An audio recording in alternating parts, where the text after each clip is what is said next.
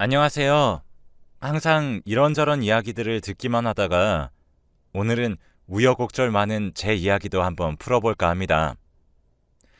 저는 딸이 귀한 집에 막내딸로 태어나 자랐습니다. 집안 내력이 아들이 흔했던 집이라 저희 어머니도 다섯이나 되는 아들을 낳고 마지막에 저를 보셨죠. 그래서 남부럽지 않은 어린 시절을 보냈습니다.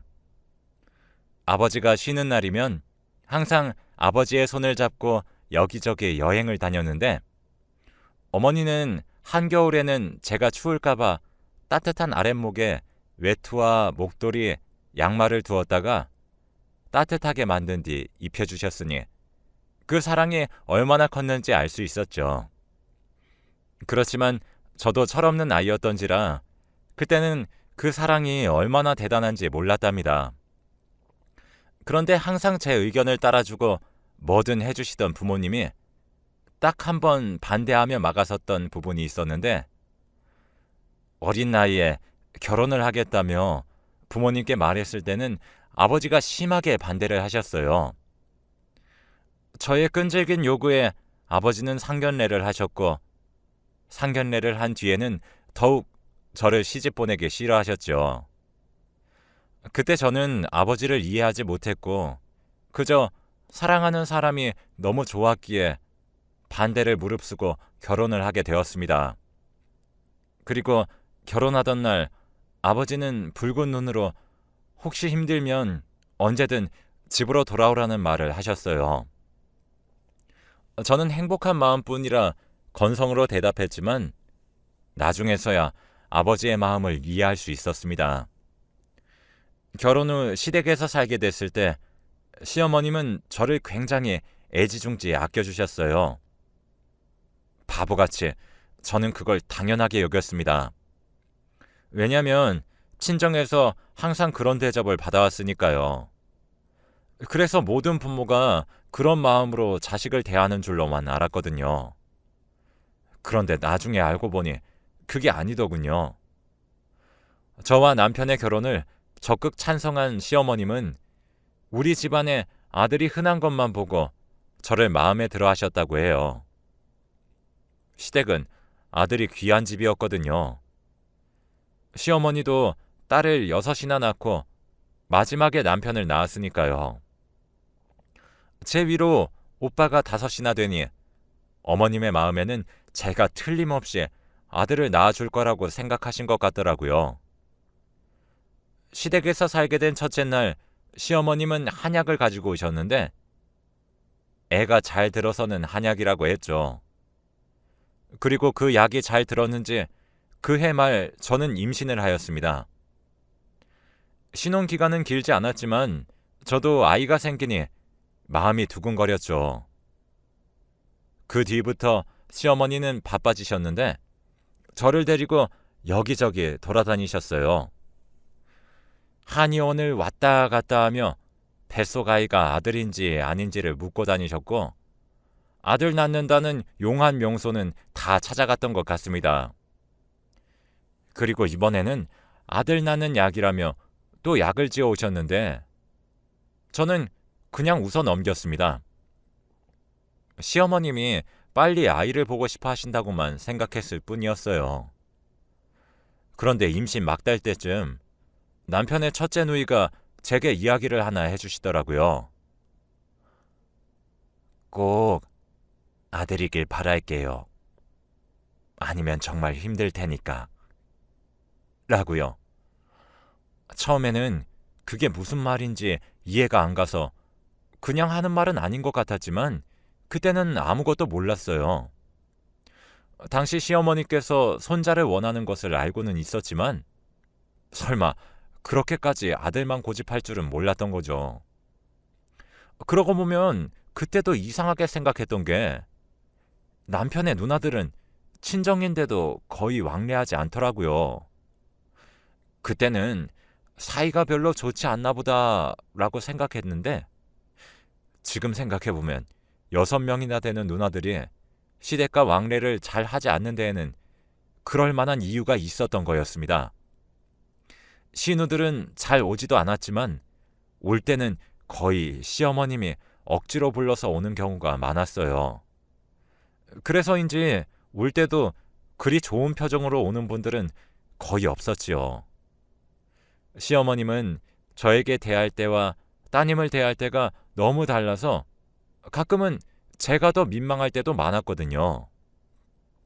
신혼 초에 남편에게 슬쩍 물어봤더니 남편은 누나들이 크고 나서 엄마한테 반항을 많이 했어 라고 하더라고요. 그러고는 불편한 표정이길래 더 이상 묻지는 않았습니다. 그런데 아버지는 아신 것 같더라고요. 상견례날 함께 있던 6명의 시누이와 시어머님의 사이를 보시고요.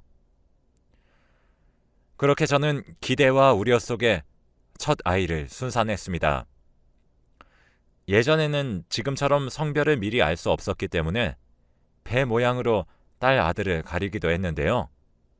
시어머님은 배가 둥글고 커다란 게 꼭 아들 같다며 말하시곤 하셨어요. 그런데 막상 낳고 보니 딸이었습니다. 금방 태어났는데도 새초롬하게 이쁜 모습이었죠. 병원에서 첫날을 보내는데 시어머님이 오셨는데 그 눈빛이 너무 무서웠습니다. 서늘하더라고요. 그리고 그날 어머님이 하신 말씀을 잊을 수가 없어요. 싸늘한 눈빛으로 이틀 뒤에 있을 남편 생일상을 차려야 하니 퇴원하거라 라는 것입니다. 너무나 잘해주시던 시어머니께서 그렇게 차가운 눈초리를 하며 저에게 짐을 싸라고 이야기할 때 저는 어안이 벙벙하기도 했고 서럽기도 했고 게다가 병실 안에 있던 많은 산모들이 저를 향해 안쓰러운 눈빛을 보내는 것도 너무나 싫었어요. 그들은 꽃다발이며 금반지며 순산의 선물을 받고 있었는데 저는 어머니께 타박을 받으며 짐을 싸야 했습니다. 결국 시어머니의 성화에 못 이겨 시댁으로 돌아온 날 저는 너무나 큰 통증으로 몸져 누웠는데 시어머니는 가지가지 한다며 아픈 저에게 꾀병이라고 몰아세우더군요. 그러면서 열이 난다는 핑계로 저를 차가운 골방에서 쉬게 했습니다. 저는 너무 아파서 참다 몰래 친정에서 챙겨왔던 약을 주워 먹고는 3일을 꼬박 앓은 뒤에야 일어날 수 있었는데 저는 그때 산후조리를 못해서 아직까지도 허리나 골반, 손목에 저리 타고 아픈 일이 많습니다. 자리에서 겨우 일어난 저에게 시어머님은 남편 생일상도 안 차려주는 나쁜 며느리라고 하셨죠. 딸이 태어난 뒤에 저에게 굉장히 잘해주시며 살갑게 대주셨던 시어머님은 곧 태도를 돌변하여 저와 제 딸아이를 쥐잡듯이 잡기 시작했어요. 저를 아침부터 저녁까지 부리고 사사건건 못하는 것들을 꼬집어 혼내시기 바빴습니다. 가끔은 어린 딸아이 젖을 주는 것도 탐탁지 않아 하셔서 몰래 아이에게 젖을 물리곤 했습니다. 딸아이에게는 쓸모없는 아이라 말하며 저를 상처 주었고 저에게도 아들을 낳지 못한 죄인이라며 대놓고 타박을 주셨죠. 그뿐이 아닙니다. 출산하고 한 달이 넘도록 못 먹은 미역국이 너무 먹고 싶어서 친정 어머니께 이야기를 해서 미역국을 가져왔는데 시어머님은 제 눈앞에서 미역국을 다 버리며 아들도 못 낳은 것이 먹기는 잘 처먹는구나 라는 말을 하셨어요. 그때 정말 너무 우라가 치밀었어요. 다른 것보다 친정엄마가 제 상황을 알고 있었기 때문에 전복이며 황태며 몸에 좋은 것 가득 넣어서 정성스레 만들어준 미역국이었는데 그걸 다 버리게 돼서 속상하였죠. 그렇지만 저는 남편을 사랑했고 결혼을 지속할 마음이 있었기 때문에 그렇게 어머님의 구박을 버텨냈습니다. 그 와중에 남편은 저와 시어머님 사이에서 곤란한지 모르는 척하거나 피하는 일이 많았고 곧 외박이 잦아졌습니다. 저는 어린 딸과 가족을 지키기 위해 악착같이 버텼는데 그러던 중 몸이 안 좋아져 저는 병원을 찾게 되었어요. 정밀 검사를 위해 잠시 입원해 있어야 한다는 말에 저는 병실에서 의사를 기다리고 있었고 보호자가 있어야 한다는 말에 연락이 되지 않는 남편과 불편한 시어머님 대신에 친정엄마를 불렀습니다. 그리고 시어머님께 병원에 입원해야 한다고 전화로 말씀드렸죠. 그런데 1시간도 안 되어 시어머님이 제 병실로 찾아오셨더라고요. 집에 있던 제 옷과 물건들을 보따리에 가득 실은 채 병실에 두시고는 말하더라고요. 아들도 못 낳고 1년이 넘도록 임신도 못하는 며느리는 필요 없다. 그러니 이혼하거라. 애비한테는 내가 말해 놓았다. 하시더라고요. 청천벽력 같은 말에 저는 당황하며 물었습니다. 정은 아빠가 그걸 승낙했다고요? 라고요. 그랬더니 시어머님이 당연히 승낙했으니 내가 여기 온 거 아니겠니? 하셨어요. 그리고 그 광경을 반찬을 싸서 제 병실로 들어오던 저희 친정엄마도 보고 말았죠. 저와 시어머님의 대화에 친정엄마는 너무 충격을 받으셨는지 문 앞에서 기절하시고 말았어요. 저도 놀라고 거기에 들어오던 간호사들도 놀라 허둥대는데 시어머니만 전혀 미안한 기색도 없이 코웃음을 치시더니 제게 말하시더라고요. 네 어머니처럼 너도 아들을 순풍순풍 낳아줬으면 애초에 이럴 일 없었을 것 아니야? 하고요. 쓰러진 친정엄마를 흔들며 들은 그 말은 제가 죽는 날까지 잊혀지지 않을 겁니다. 아직도 생생하게 그날의 기억이 떠오르니까요. 입원한 딸 간호해주러 왔다가 기절한 친정엄마와 나란히 병실에 누워서 검사를 받는데 마음이 너무 안 좋았어요. 그런데 검사 결과가 더 저를 마음 아프게 했습니다. 제 몸이 안 좋아진 이유가 임신 때문이라고 하더군요. 저는 그때 생각했습니다. 임신을 했다고 하면 이혼 이야기를 없던 걸로 해주지 않을까? 하고 말이에요. 그냥 누워있을 수가 없어서 저는 이틀 만에 시댁으로 향했죠. 임신했으니 그 이야기를 하고 이혼 이야기를 없던 걸로 해달라고 요청하기 위해서요. 그런데 문 앞에 갔더니 안쪽이 소란스럽더라고요. 딸애가 우는 소리가 들려 부랴부랴 문을 열고 들어갔더니 어떤 여성이 제 아이의 입을 막 다그치고 있더라고요. 저는 그 여성의 팔을 아이에게서 떼어놓고 남의 딸한테 이게 무슨 짓이에요? 하고 쏘아붙였습니다. 그랬더니 그 여자가 당당한 표정으로 말하더군요. 그쪽이 애 엄마예요? 잘 됐네요.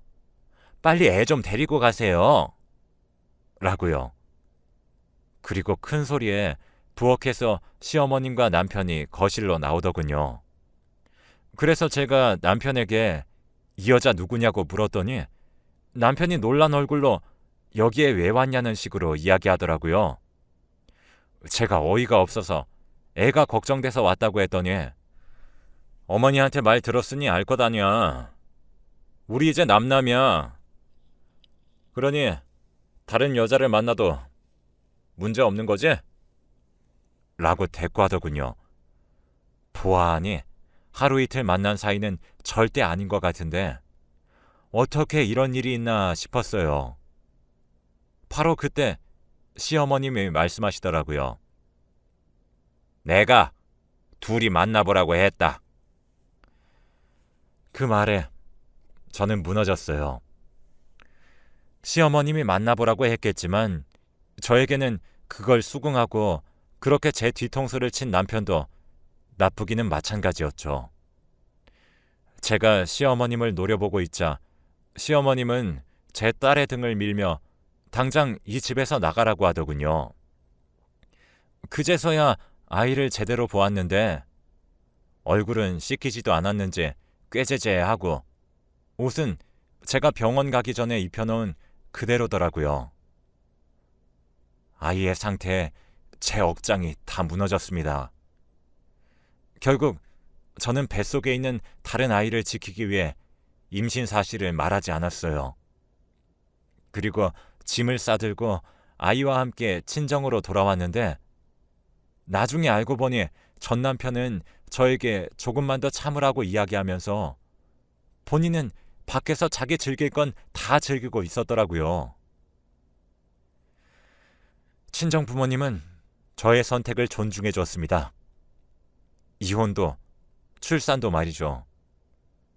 그리고 10달을 채워 낳은 둘째는 아들이었습니다. 애 아빠에게는 알리지 않았어요. 시어머님께 아들을 빼앗기고 싶지 않았거든요.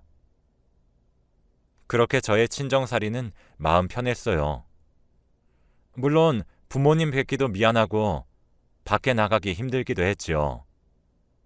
다만 아이를 지키기 위한 선택이었기 때문에 부끄럽지는 않았습니다.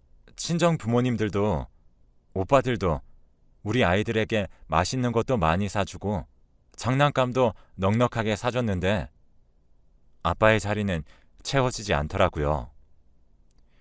그때 저희 친정아버지가 선을 보라고 하셨는데 아버지께서 좋게 봐온 사람이 있다고 했어요. 저는 싫었습니다. 이혼녀에 애 둘이나 딸린 제가 이제와 사람을 만나면 뭐 하겠냐고 싫다고 했지만 아버지의 끈질긴 설득 끝에 이제 막 대학 교수가 된 지금의 남편을 만났습니다. 나이 차이가 많이 났지만 참으로 편안한 사람이었습니다. 불꽃 같은 감정은 없었지만 살랑이는 바람처럼 보드라운 사람이었습니다. 사실은 재혼 같은 건 안 하려고 했어요. 애들이 어떻게 생각할까 걱정도 됐고 주변 사람들 눈도 신경 쓰였거든요. 그리고 무엇보다 그의 가족이 저를 싫어할 게 뻔하다고 생각하고 있었습니다. 무슨 이유가 있던 남편을 한번 버린 여자니 좋아하지 않을 테지? 하고 속으로 확신하고 있었는데 저는 시어머니 될 분을 한번 만나보고 재혼을 결정했어요. 지금 남편의 그런 부드러운 성격이 어디서 나온 건지 확인했거든요. 알고 보니 남편도 시어머니께 입양된 양자였더라고요. 원래부터 몸이 약해 임신이 어려웠던 시어머님이 시아버님을 설득해 양자를 드렸던 거였어요. 그 당시 그런 마음을 먹는 것도 힘들었을 텐데 아이를 이렇게 훌륭하게 키워낸 것도 대단한 것이었죠. 그래서 시어머님은 저희 딸과 아들에게도 대단히 잘해주셨어요. 이보다 더 완벽할 순 없었습니다. 재혼 후 가족 취급받지 못하고 겉돌게 될 자식들을 생각해서 재혼을 안 하려고 했던 거였는데 이렇게 가슴으로 품어줄 분들을 만나게 되니 천운이라는 생각이 들더라고요. 이래서 인연이란 게 따로 있다는 말이 있는 거구나 하고 생각했습니다. 그렇게 잘 지내오다가 몇 해 전 참으로 기가 막힌 일을 겪었답니다. 시어머님이 친구들과 여행 갔다 돌아오시는 길에 넘어져 고관절이 부러지셔서 종합병원에서 수술 후 요양병원 신세를 지고 있던 중이었습니다. 제가 모시고 싶었지만 재활이 중요한 시기였고 전문적인 의료진의 케어가 있어야 했기 때문에 어쩔 수 없이 입원을 시켜드렸어요. 대신 외롭지 않으시도록 제가 매일 찾아가서 2시간씩 함께 산책도 하고 이야기 상대도 되어드렸습니다. 가끔은 가족 모두 가기도 했죠. 시어머님은 항상 오지 말라고 하시는데도 저는 그분께 받은 사랑이 너무 컸기 때문에 만류에도 불구하고 어머님이 좋아하시는 반찬, 과일, 그리고 책을 챙겨갔습니다. 그리고 가끔씩 아이들이 오면 어머님이 손자, 손녀라며 아주 잘 맞이해 주셨기 때문에 아이들도 항상 할머니, 할머니 하며 살가운 표정으로 할머니께 애교를 부리곤 했죠. 그런데 하루는 시어머님 방이 바뀌셨더라고요. 물어보니 계시던 방을 공사를 하게 되어 그 방에 있던 분들을 다른 방으로 옮겼다는 거였습니다. 그래서 저도 바뀐 어머님 방에 들어갔는데 세상에, 거기에서 옛 시어머님을 보게 되었습니다. 알고 보니 예전부터 그 병원에 계셨더라고요. 저는 그걸 모르고 저희 시어머니만 챙겨드렸을 뿐이니까요. 저는 굉장히 불쾌했지만 모른 척하며 저희 시어머님께 잘해드렸어요. 마치 딸처럼 하는 것을 보고 주변의 할머님 분들이 딸이냐고 물을 정도였죠. 그런 질문을 들으시면 저희 시어머님은 아이고, 아니에요. 우리 며느리입니다. 라고 답해 주셨어요. 그랬더니 아유, 무슨 며느리가 그렇게 시어머님을 딸처럼 잘 챙겨요? 라고 얘기를 하시더라고요. 제가 저희 시어머니께서 딸보다 저한테 잘 대해주셨거든요. 라고 대답을 했습니다. 그랬더니 주변 사람들이 며느리한테 얼마나 잘해주셨으면 며느리가 저렇게 잘할까? 라고 얘기를 했고 그때 마침 남편과 아이들도 방문했더라고요. 아이들 둘이서 할머니, 휠체어 태워드릴게요. 저희하고 산책 나가요. 하며 시어머님을 휠체어에 태워 밖으로 나갔습니다. 방에 있던 분들은 부러워하는 눈길로 쳐다보는데 전 시어머님이 둘째를 뚫어져라 쳐다보더라고요. 그럴 수밖에요. 둘째는 커갈수록 전 남편이랑 얼굴이 많이 닮아졌거든요. 저는 그런 전 시어머님을 모른 척 했습니다. 그리고 한 달 동안 저는 매일같이 어머님을 뵈러 갔는데 그 한 달 동안 전 시어머니에게 그 많던 딸들이며 그렇게 애지중지하던 아들이 한 번도 찾아오지 않는 걸 알게 되었습니다. 물론 일주일에 한 번씩밖에 안 올 수도 있고 한 달에 한 번씩밖에 안 올 수도 있지만 딸도 많고 아들도 있는 그 집에서 한 달 동안 한 명도 오지 않았다는 것이 이상하더라고요. 나중에 다른 할머니들이 하시는 이야기를 들어보니까 딸들하고는 연락이 안 되고 아들은 전 시어머니 재산을 다 빼앗고 집까지 팔아 집으로 돌아오지 못하게 요양병원에 두셨다고 하더라고요. 그 이야기를 듣는 때 딱 그 생각이 들었어요. 뿌린 대로 거둔다고? 결국 저를 아는 채도 하지 않으시던 전 시어머니는 제가 화장실을 나가자 저를 따라오셔서 제게 말을 거시더라고요. 정은이가 많이 컸더라. 둘째는 혹시 하시길래 제가 말씀드렸어요. 둘째는 정은이랑 아빠가 달라요. 그러니 신경 쓰지 말아주세요. 하고요. 누가 봐도 전 남편과 닮았지만 저는 전 시어머니께 비밀을 주고 싶지 않았습니다. 혹시라도 지금이라도 아이를 데려가겠다고 할까봐요. 물론 다 큰 성인이고 아이들도 양아버지와 양할머니를 깊이 사랑하고 있기 때문에 그런 생각은 하지도 않을 테지만요. 저는 그분을 놔두고 돌아왔고 그리고 2주는 더 지나서야 어머님과 함께 저희 집으로 함께 올 수 있었습니다.